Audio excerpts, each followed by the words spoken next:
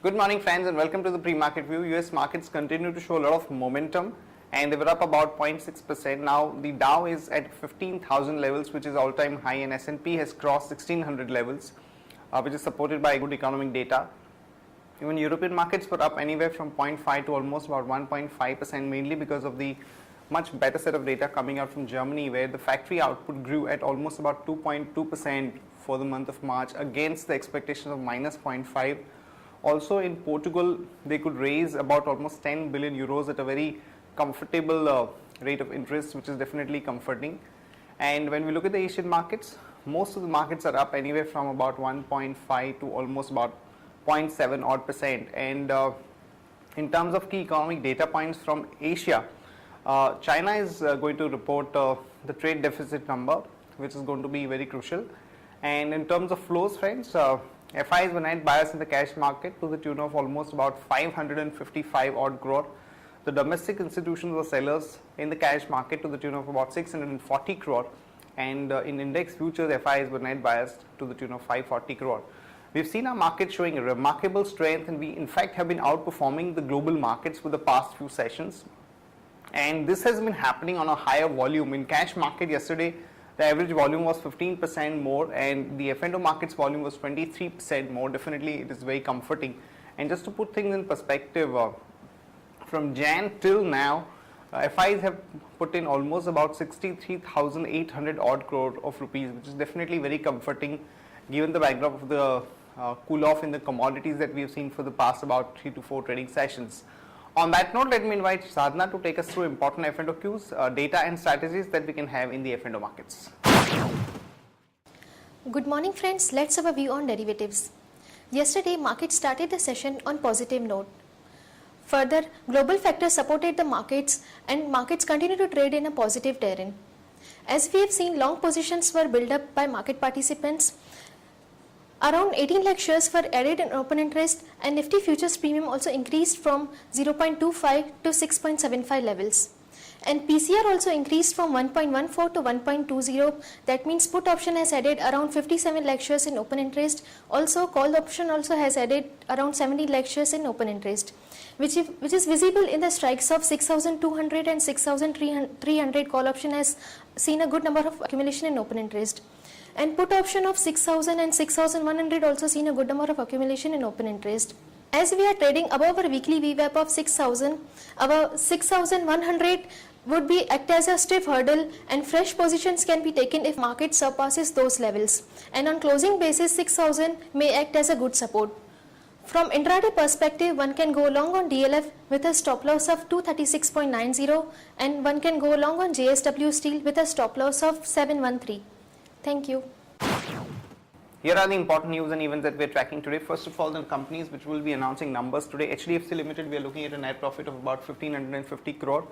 The net interest income growth is likely to be about 24%, and the net profit growth is likely to be 15%, and the net interest margin that the market is expecting is about 4.2 to 4.3%. In case of Ranbaxy, the PAT number that we are looking at is about 157 crore.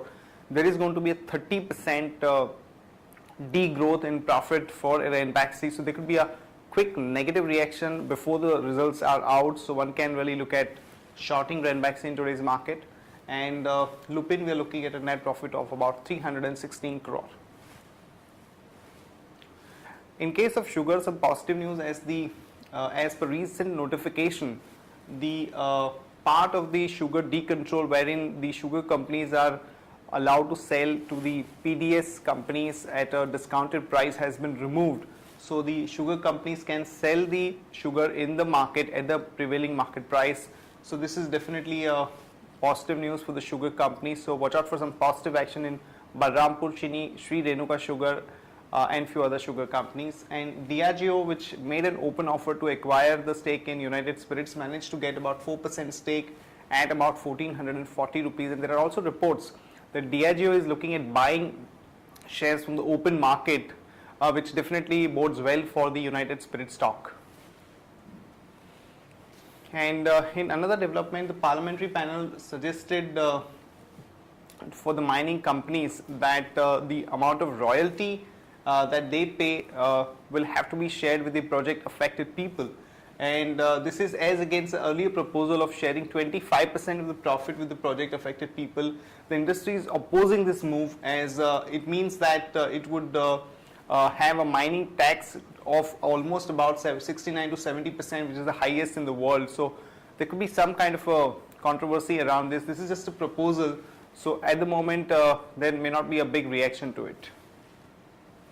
ITC, some positive news as the UP government has slashed the VAT on cigarettes from 50% to 25%. So one can go long on ITC with a stop loss of 328 and a target of about 345 to about 351. Coal India, some positive news as the decision of the GOM which has said that the regulator will not have any powers to decide on the coal pricing, and it will be decided by the producer of the coal. So one can go long on Coal India with a stop loss of 304 and a target of about 319 to about 325. And some negative news for the MCX and FT in particular, because RBI is looking at curbing the offshore rupee dollar trades. So MCX and Financial Technologies, which has a stake in the DGCX in Dubai, where the daily trading volume is somewhere close to about 10,000 crore. So for this particular facility, these two companies will have to take the approval from RBI. So there could be a quick negative reaction on the stock. So one can short MCX with a stop loss of 975 and a target of about 927 to about 907. That's it from all of us, friends. Have a great trading session. See you tomorrow at the same time.